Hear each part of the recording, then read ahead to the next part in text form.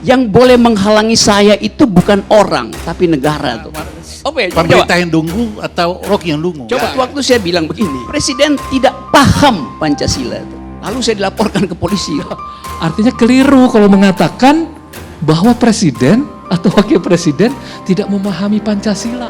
Jadi kalau saya memilih untuk memutuskan menghina orang dan memilih memutuskan memuji orang, dua-duanya adalah keputusan saya. Itu artinya saya bebas memutuskan. Ketika Anda kehilangan kebenaran, maka di depan mata Anda ini semua orang salah. Tidak ada kebenaran selain kebenaran absolut Anda. Anda menjadi Firaun sendiri, bahwa kebenaran menjadi milik Anda. Yang Anda sebut sebagai diskriminasi. Kamu tadi keliru memahami datanya. Yang Anda sebut sebagai diskriminasi, kamu ngotot pada data yang salah. Yang Data yang keliru tidak pantas dibicarakan di tempat ini, Rocky.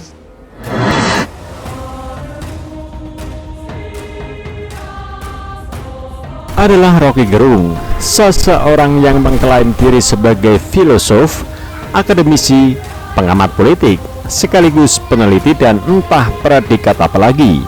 Ia menilai kebebasan berpendapat masyarakat saat ini bukan terancam oleh implementasi Undang-Undang Informasi dan Transaksi Elektronik atau Undang-Undang ITE, melainkan karena adanya arogansi kekuasaan. Dalam suatu acara, Rocky Gerung berdebat dengan juru bicara Presiden Fajrul Rahman dan politikus PDIP Kapitra Ampera. Ketiganya beradu argumen kala berdiskusi soal kebebasan berpendapat dalam suatu acara di televisi Selasa 3 November 2020 malam. Adu pendapat itu bermula ketika Rocky Gerung diminta mengungkapkan argumennya. Karena kebebasan artinya fakultas di dalam diri saya untuk memutuskan itu. Jadi kalau saya memilih untuk memutuskan menghina orang dan memilih memutuskan memuji orang, dua-duanya adalah keputusan saya. Itu artinya saya bebas memutuskan.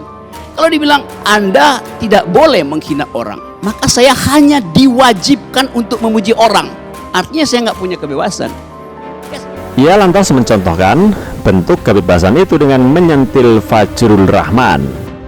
Itu jadi speaker.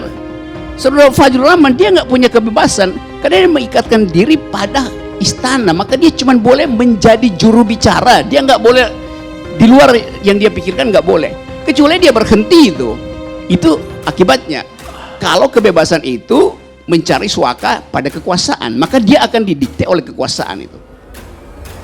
Bukan hanya Fajrul, Rocky juga mencontohkan para anggota partai politik yang dinilainya tidak punya kebebasan karena bergantung pada partai.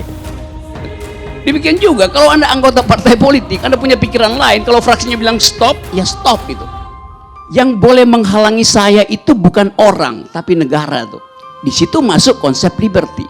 Jadi kebebasan itu adalah kondisi internal saya sebagai manusia. Mendengar penjelasan Rocky, Kapitra pun angkat bicara.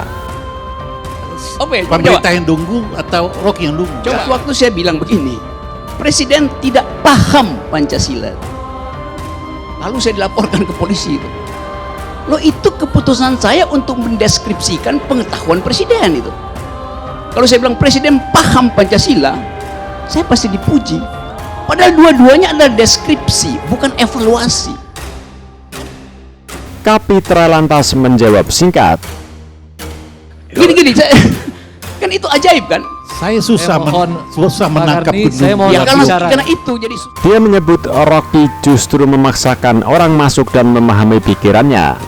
Kapitra juga menyatakan jika Rocky menilai semua orang salah karena sudah memiliki kebenaran tersendiri. Rocky tidak mengerti apa yang namanya universitas hak, sehingga dia lupa tentang kewajiban dia. Ketika orang bicara, menjadi kewajiban Anda mendengarnya. Ya.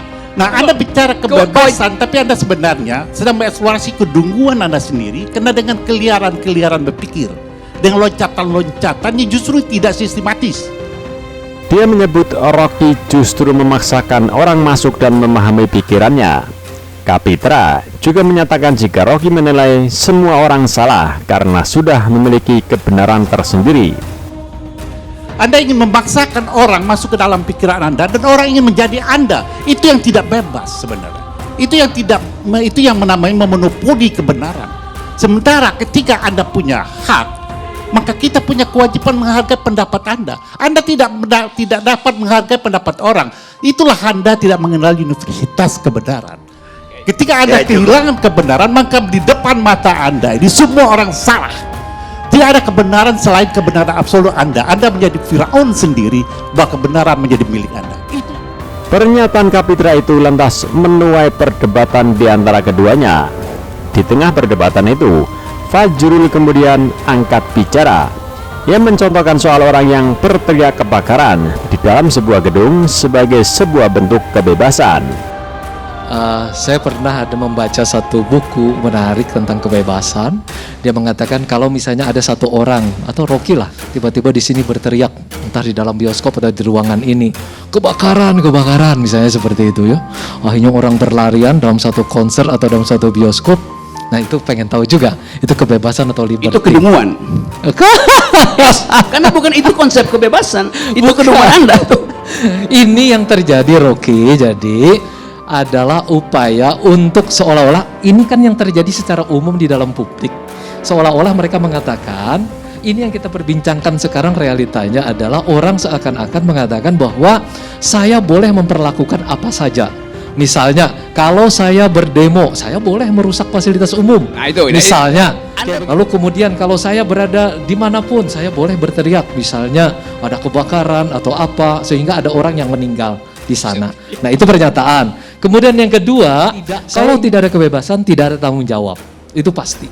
Hanya dengan kebebasan orang bisa memilih. Ketika dengan kebebasan orang bisa memilih, entah A, entah B, entah sampai Z, lalu dia bertanggung jawab. Kalau tidak ada kebebasan, orang tidak bisa dituntut. Kenapa kritik itu menjadi penting di dalam ilmu dan juga dalam kehidupan? Saya pakai saja metodologi pengetahuan dari Popper. Dia mengatakan hidup itu kan terbuka. Ada problem, ada error eliminasi, ada tentative solution. Jadi error eliminasi itu selalu ada di dalam ilmu pengetahuan, dalam kehidupan demokrasi atau dalam apapun, karena dia akan menjadi terus-menerus terbuka. Dan yang keempat, yang terakhir, Presiden Joko Widodo itu siapapun presidennya, termasuk dari Presiden Soekarno, kemudian Gus Dur, Megawati, Habibie, terus kemudian SBY dan Pak Joko Widodo itu ketika diangkat, dilantik tentu harus bersumpah. Saya baca aja sumpahnya, pasal 9. Demi Allah saya bersumpah untuk memenuhi kewajiban Presiden Republik Indonesia atau Wakil Presiden Republik Indonesia dengan sebaik-baiknya dan seadil-adilnya, memegang teguh Undang-Undang Dasar dan menjalankan segala undang-undang dan peraturannya dengan seluruh-seluruhnya serta berbakti kepada nusa dan bangsa. Dia terikat kepada Undang-Undang Dasar. Di dalam Undang-Undang Dasar ada mukaddimah Pancasila, dia juga terikat di sana. Jadi apapun yang dia kerjakan tidak akan bisa terlepas dari hal tersebut. Jadi di titik ini saya ingin membantah bahwa tidak, artinya keliru kalau mengatakan bahwa presiden atau wakil presiden tidak memahami Pancasila. Baik. Data yang keliru tidak pantas dibicarakan di tempat ini, Rocky.